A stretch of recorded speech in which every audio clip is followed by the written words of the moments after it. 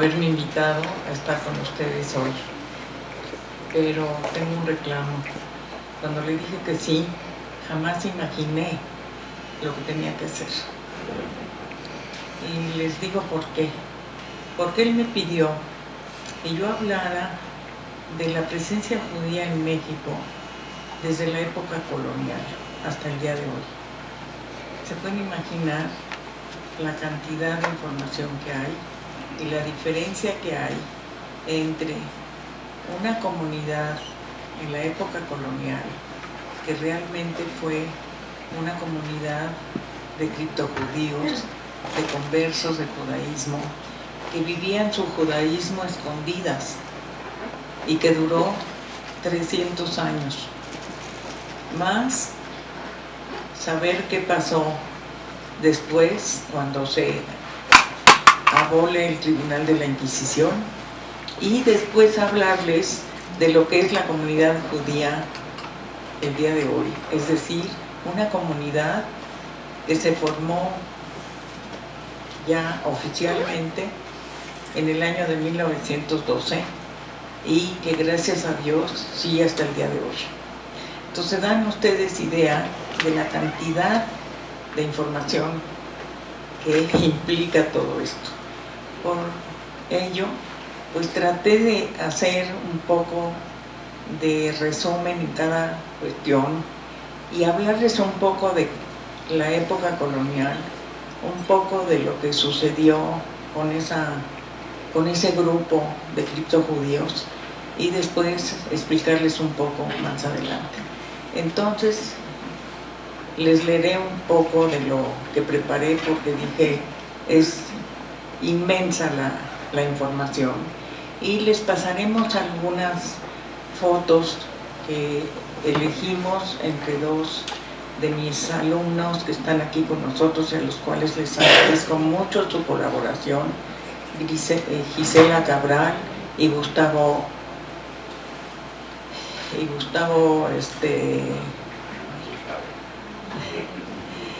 y ambos están en la cabina allá arriba y me han ayudado a elegir estas diferentes fotografías para que para ustedes fuera lo más claro posible y que se den ustedes cuenta de la diferencia de un México en la época colonial con un México actual.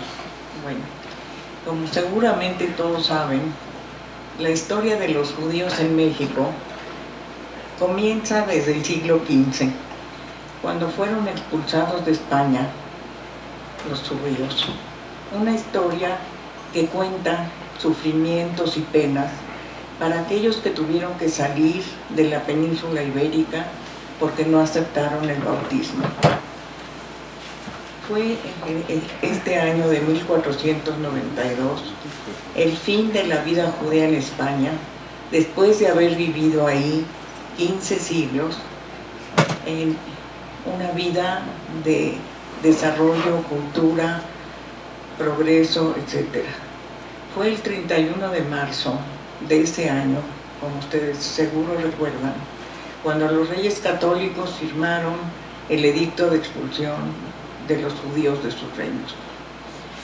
A partir de entonces, los que desearon quedarse debieron convertirse al cristianismo y los que no tuvieron que salir hacia otros lugares.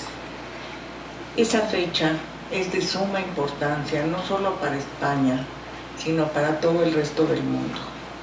Fue la recuperación de un territorio de manos de los árabes, a su vez el descubrimiento de América y la expulsión de los judíos de su territorio. ¿Qué pasó con los judíos? Para ellos fue una catástrofe. Aniquiló su experiencia vivida y su sentimiento de ser españoles, al igual que eran los españoles cristianos. Ese grupo se vio obligado a dejar a sus antepasados en panteones olvidados, dejar las sinagogas, las instituciones, fue perder la tierra natal. Este edicto les concedió un periodo, como saben, de 4 meses para poder salir de España. Solo podían llevar lo más indispensable. Nada de oro ni plata. Tuvieron que vender sus casas y sus comercios por precios ridículos. Y para entonces, según algunos investigadores, como el profesor Chaim Weiner de la Universidad Hebrea de Jerusalén, había en España cerca de 200.000 judíos. De ellos salieron 120.000 hacia Portugal. Ahí el rey les ofreció un asilo a cambio, por supuesto, de un buen pago. Fue tal el número de judíos en esas tierras que se decía que en Portugal, de cada 4 personas, una era judía. El resto de la población que salió de España se dirigió a Francia, a Italia, a Navarra. Entonces también era un reino independiente. Otros se fueron al norte de África, al Imperio Otomano, donde fueron recibidos con los brazos abiertos y donde empezaron realmente a formar el mundo sefaradí. Los que se quedaron en España se tuvieron que convertir por la fuerza al cristianismo. Muchos de ellos lo decidieron por la familia o por los bienes que tenían. A estos hombres, convertidos por la fuerza, se les conoció con varios nombres: cristianos nuevos, marranos, criptojudíos, conversos, judaizantes, y tuvieron que vivir una doble vida. Eran cristianos en la calle y judíos en la oscuridad de sus casas. Esas personas fueron constantemente vigiladas por el Tribunal del Santo Oficio de la Inquisición, que los reyes establecieron en 1481. Para 1497, 5 años después de que llegaron a Portugal, todos estos judíos que no se quisieron convertir fueron convertidos también por la fuerza. Y la Inquisición también fue implantada en Portugal en 1536. Es por esto que podemos decir que quizá fueron todavía más creyentes los judíos portugueses que los españoles que se quedaron y se convirtieron, pero está muy dudoso. ¿Cómo empezaron a migrar hacia América? Era América un sueño. Muchos de ellos que tenían origen judío, la idea de que en estas tierras estarían lejos y fuera de la mirada del tribunal les dio muchos ánimos. Consideraban que a México podría llegar el Mesías y podrían aquí encontrar una nueva Jerusalén. Esos inmigrantes, por un lado, eran judíos, pero también se sentían muy españoles, ya que su forma de vida siempre fue muy similar y su cultura igual, así como sus costumbres. Por lo tanto, América pareció como una recompensa a su fe. También les pasó a los cristianos, porque España en esos momentos era la primera potencia mundial. Sus descubrimientos le dieron una magnitud territorial que jamás habían imaginado. También el rey Carlos V, como rey de España, se había comprometido a lograr la unidad del mundo europeo bajo su mando. La Nueva España, o México, atrajo a un gran número de estas personas. Para los que quisieron vivir como católicos, la distancia entre ellos y la península ibérica les atenuaba cualquier evidencia que existiera sobre su origen judío. Fue la Inquisición la que los hizo recordarlo. Esta la estableció Felipe II en 1571 en México y en Lima, Perú, y para 1601 en Cartagena de Indias, o sea, Colombia. El tribunal cambió la forma de vida de estas personas. ya que se volvieron muy cautelosos y muy reservados. Podían emigrar a América solamente españoles católicos que vinieran de la península ibérica, pero demostrando que tenían limpieza de sangre. ¿Qué quería decir esto? Eran españoles cristianos de 4 generaciones atrás. Para llegar a estas tierras, muchos consiguieron licencias falsas, cartas de la Casa de Contratación de Sevilla para venir como sirvientes de algún señor, y otras formas que en realidad los hicieron hasta cierto punto entrar como ilegales en muchas ocasiones. Un gran número de estos inmigrantes eran los descendientes de aquellos portugueses que no se habían querido convertir al salir de España. Vinieron a la Nueva España por el ambiente hostil de su país, así como con las ilusiones de trabajar en una economía colonial y salir de un lugar y encontrar una libertad sin discriminación y sin sospechas. Los registros de los juicios que se les hicieron a fines del siglo XVI nos muestran que la palabra portugués en esos momentos fue sinónimo de ser judío. Para 1580, los reinos de Portugal y de España se unieron en un solo reino hasta 1640. Fue en esos años cuando muchos de los conversos de origen judío llegaron en gran cantidad hacia Nueva España o México.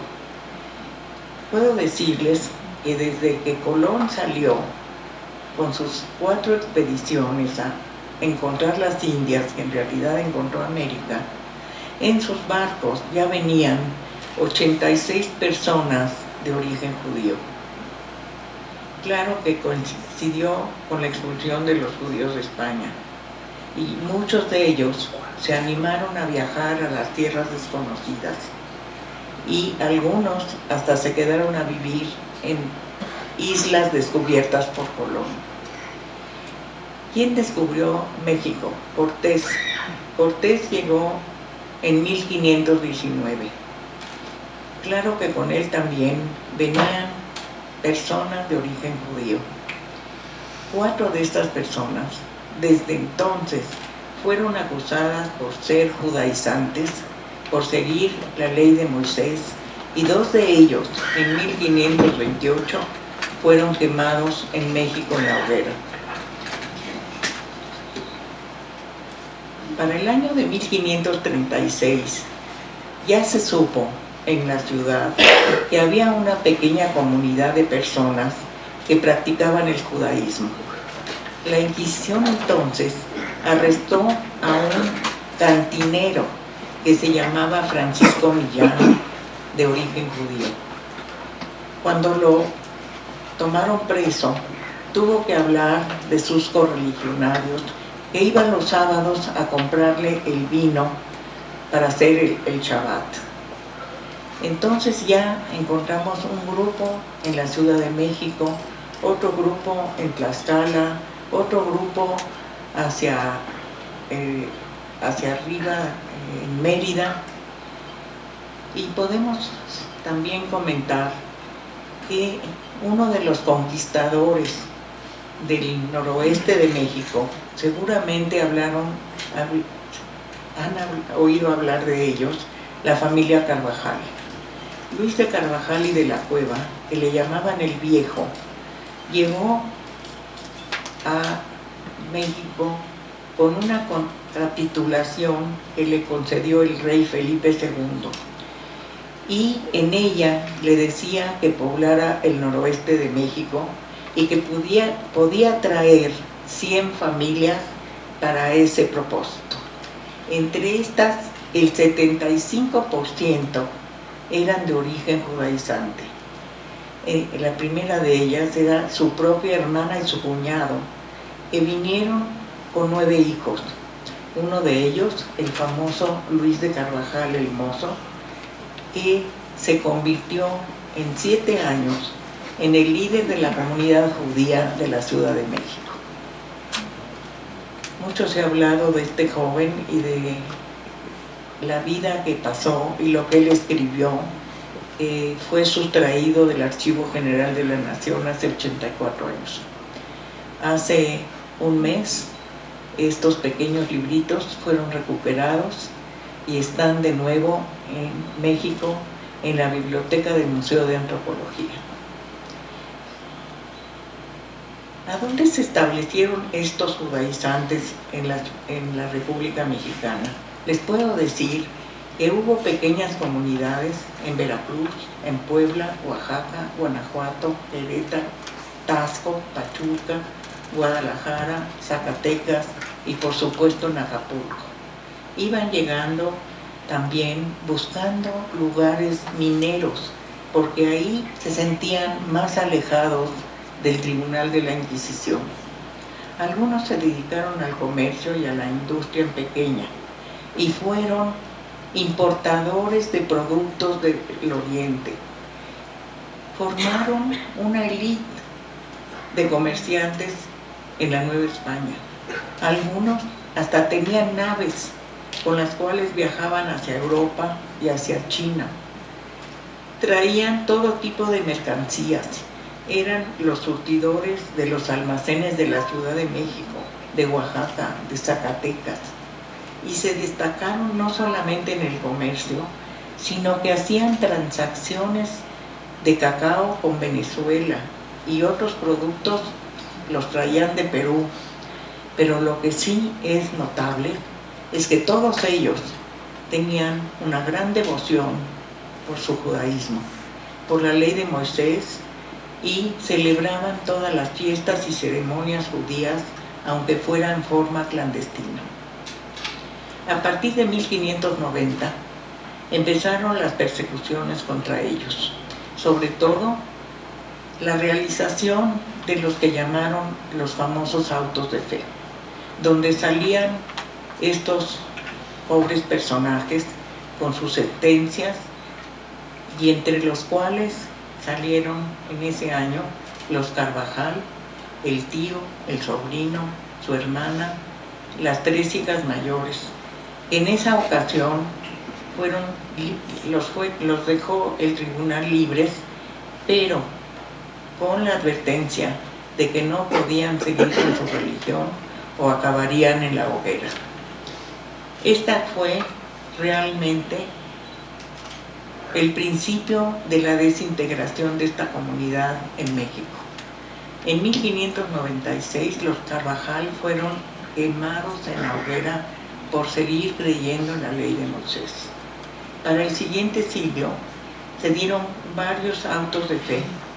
Ellos terminaron con aniquilar a casi toda la comunidad de criptojudíos, que fueron sobre todo acusados de que participaron en lo que se llamó la Gran Complicidad o la Complicidad Grande.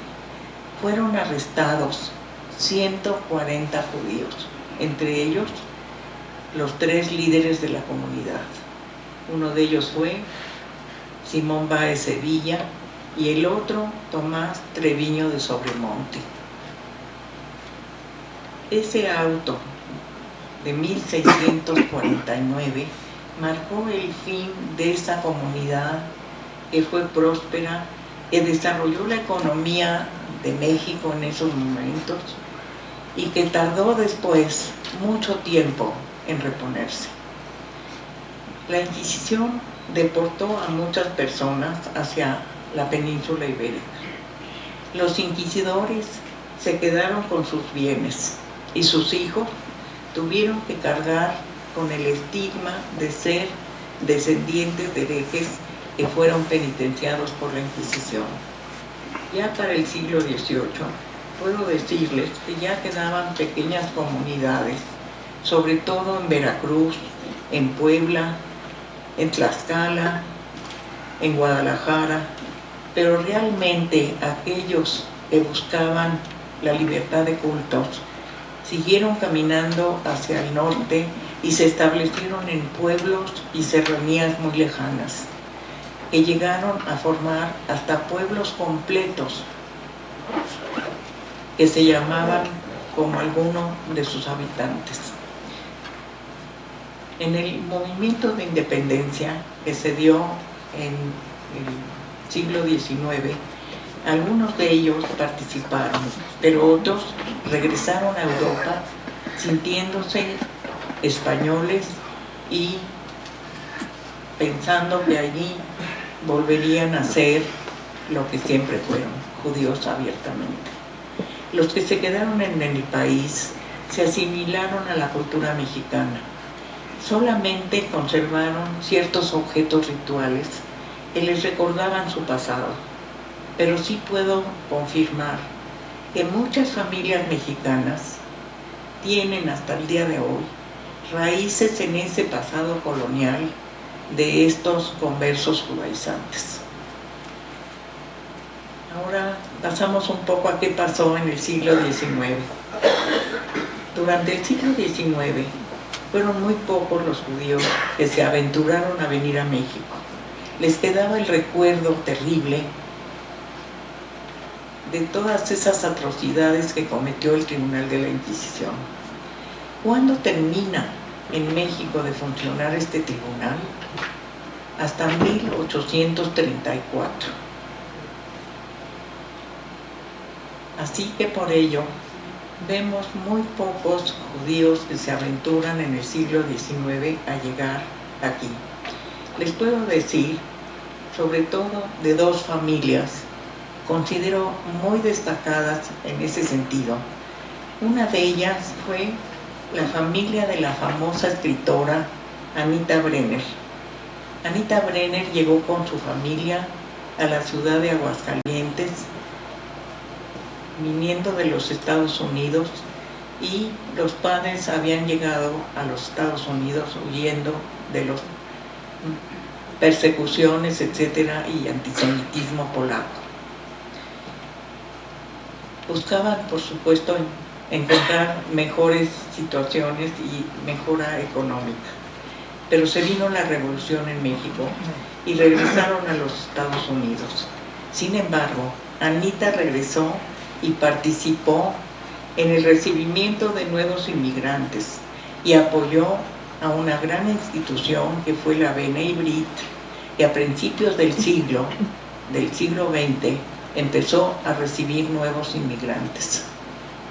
Otro ejemplo que les puedo dar de judíos que llegaron durante el siglo XIX fue el de la familia Mayer. Esta familia estuvo encabezada por un señor de nombre Gustav Mayer. Él se estableció en Orizaba, donde puso una fábrica de tabaco y a donde nacieron sus hijos. Los enviaron a educarse en Inglaterra y en Alemania con los abuelos, pero participaron de la vida de México al grado de que su hijo, William Mayer, primero apoyó la construcción del ferrocarril de México a Veracruz, pasando por Orizaba. Fue rotario, presidente de la Cámara de Comercio en la ciudad de Orizaba. Fue cónsul de Inglaterra en México, pero lo más importante, fue uno de los iniciadores de la idea de fundar en México el Comité Central que se ocupara de unir a toda la comunidad judía de México. Cuando se dio la libertad de cultos, que la dio el presidente Benito Juárez en 1860, abrió la posibilidad de que llegaran a México inmigrantes ya de diferentes partes del mundo. Después de él, el presidente Porfirio Díaz, que tomó el poder en 1877, invitó a inversionistas extranjeros a invertir en el país. Fue de esta manera como llegaron muchos judíos que vieron en México la posibilidad de crecer y establecer filiales de sus negocios en Europa. Era un territorio muy extenso, despoblado, y tenía grandes reservas, lo que convenció a un gran número de inversionistas judíos que llegaron al país. Estas personas no venían ocultando su judaísmo, no venían perseguidas, no venían sin dinero. Se establecieron en la Ciudad de México, sobre todo en cuestiones de inversión, entre los que les puedo contar estuvieron personajes como Jacobo Schiff, como Daniel Guggenheim, como los hermanos Payer, como Eugene Bloch. Y les puedo decir que si se pasean un rato por México y ven una tienda que se llama High Life, la establecieron los Bloch hasta el día de hoy. Eduardo Nestlin fue el fundador del Banco Nacional. Los señores Hauser y Sibi establecieron la primera joyería, que se llamó La Esmeralda. Los hermanos Tron fundaron uno de los almacenes más importantes de la Ciudad de México, que hasta el día de hoy pueden visitar, que se llama el Palacio de Hierro. Una de las familias más destacadas entonces, o sea, a principios del siglo XX, fue la formada por los señores Payer de Nueva York y de Londres y los Lazar Payer de Frankfurt.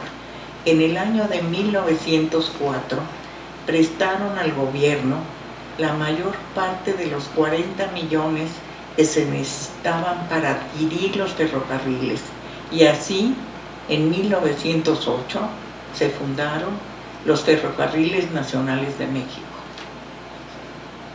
Sin embargo, pocas de estas familias decidieron quedarse en el país. También les tocó la revolución. Eran gente adinerada que vivían en la ciudad y pocos se identificaban entre sí.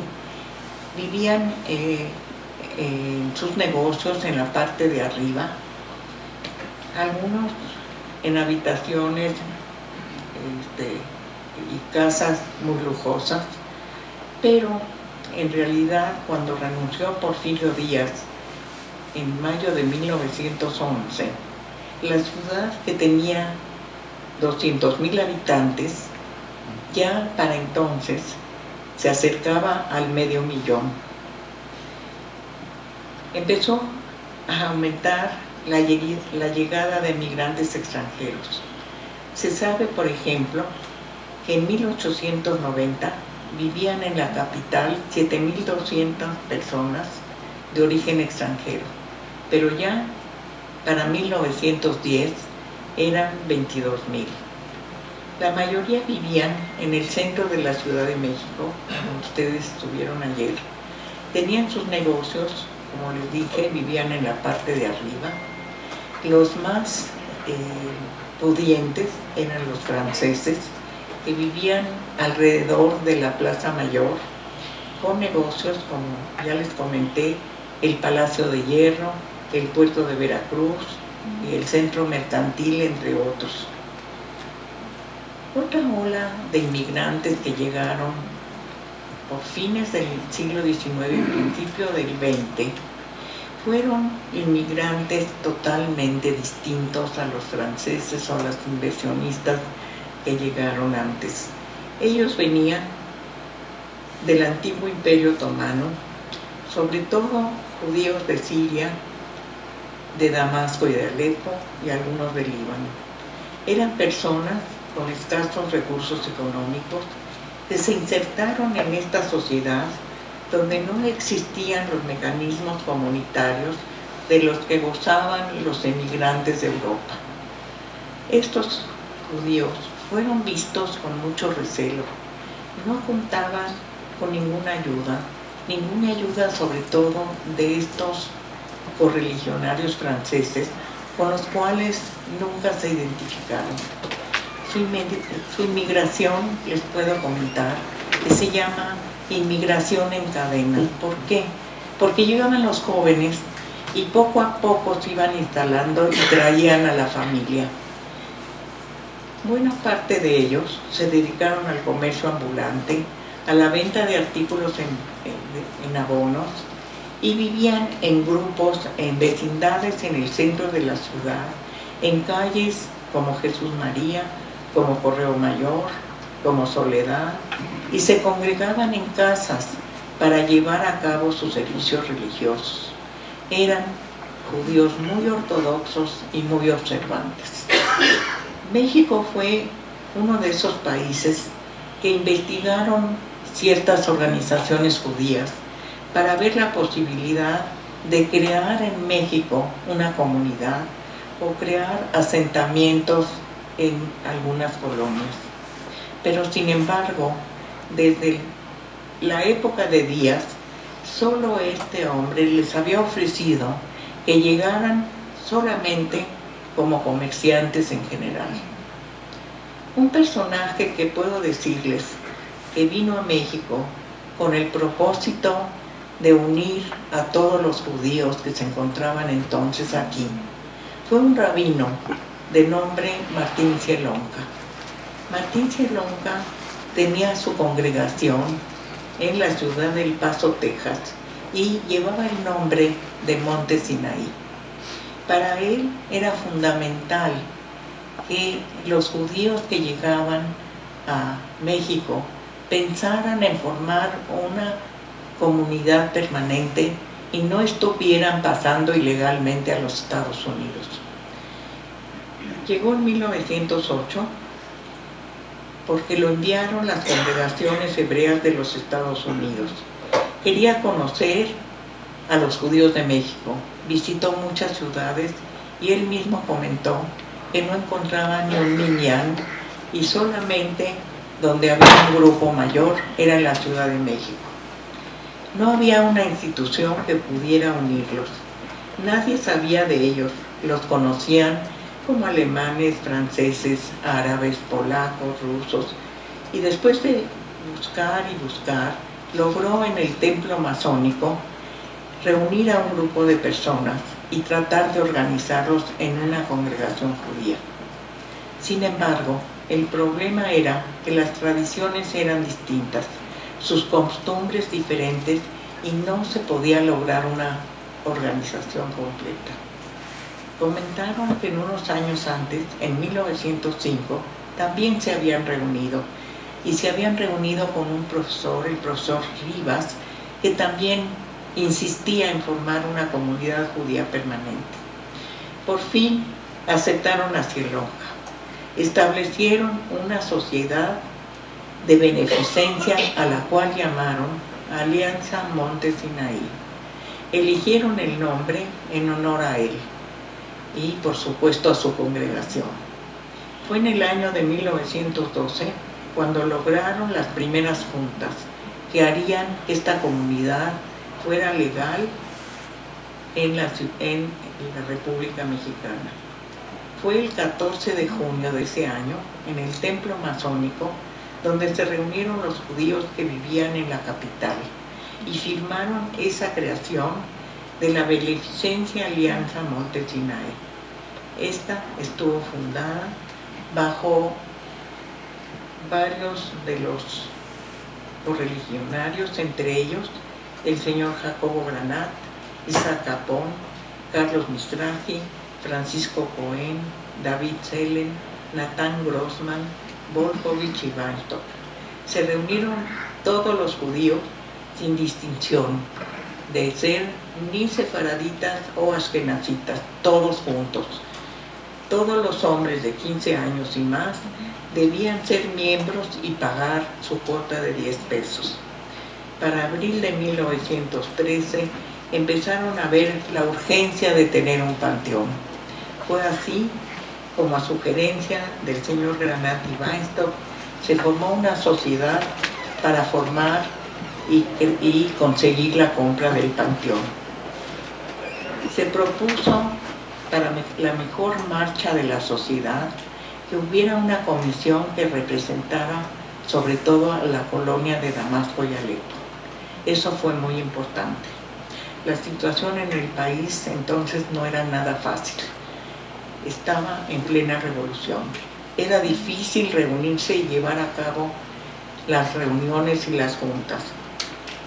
Los judíos de origen sirio seguían hasta cierto punto pensando que no podían dejar de reunirse en sus casas particulares y llevar los rezos cotidianos. Sin embargo, acabaron uniéndose en una sola comunidad. En 1916, Granat, después de 4 años al frente de la sociedad, le pidió al señor Capón de la comunidad sefaradí que se hiciera cargo de la alianza, ya que él en ese momento se había convertido en un gran exhibidor y productor de películas y dueño de 22 cines en la República. Se puso la primera piedra del cementerio judío y el señor Capón, muy convencido de la importancia del bienestar de la comunidad, comentó en ese día: requerimos una sinagoga, una casa de asilo, una escuela y un hospital. Y esta sociedad debe apoyar a los inmigrantes y tratar de resolver sus problemas.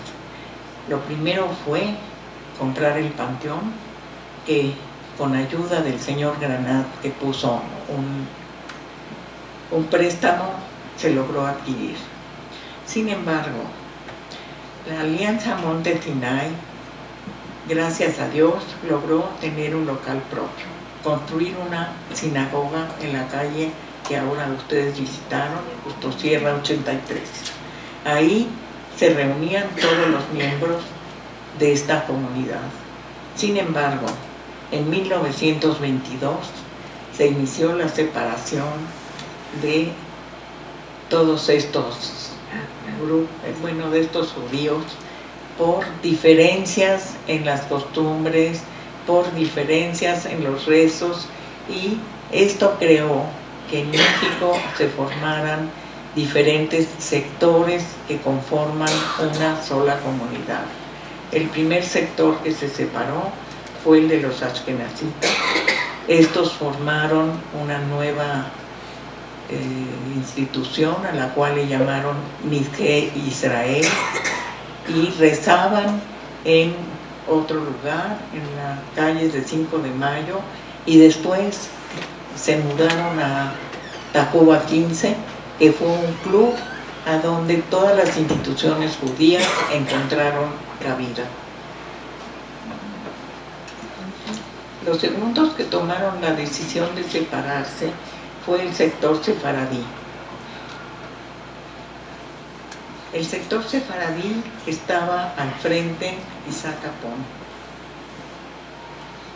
El señor Capón también consideró que era muy importante que tuvieran su propia sinagoga, su propia comunidad, y iniciaron esto con unos antecedentes que puedo decirles que se iniciaron en 1923, cuando se formó un comité de asistencia para los enfermos y los pobres, al cual llamaron Bikur Jolim.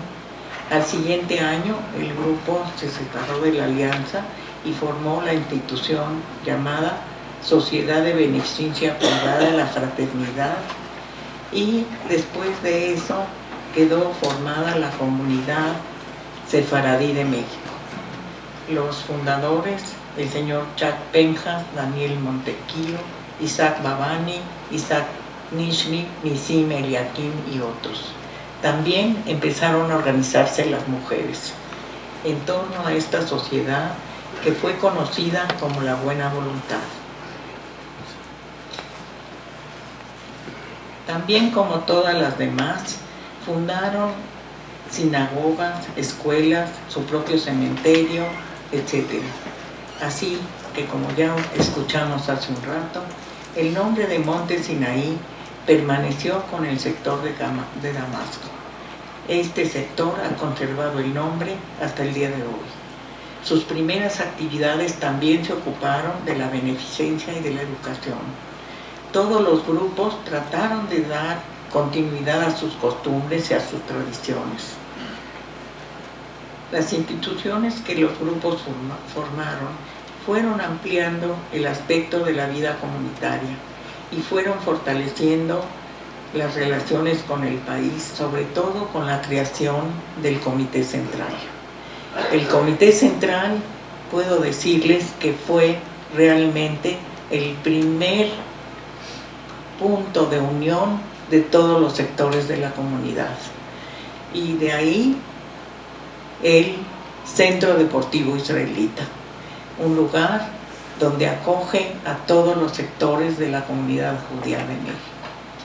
Para concluir, les puedo decir que es muy amplia la historia de esta comunidad en los últimos 100 años.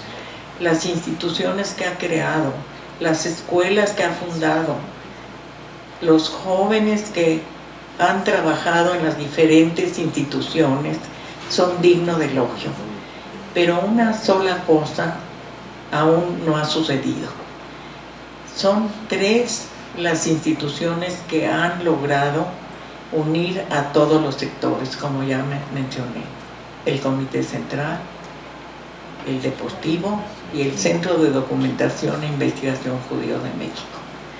Los valores y las creencias de cada uno se siguen manteniendo. La cultura une a todos. Lo que aún no nos ha unido es que cada uno prefiere tener sus propias sinagogas y sus propios rabinos y seguir con sus costumbres de los antepasados. Espero con esto haberles dado un panorama general de lo que es la historia de nuestra comunidad.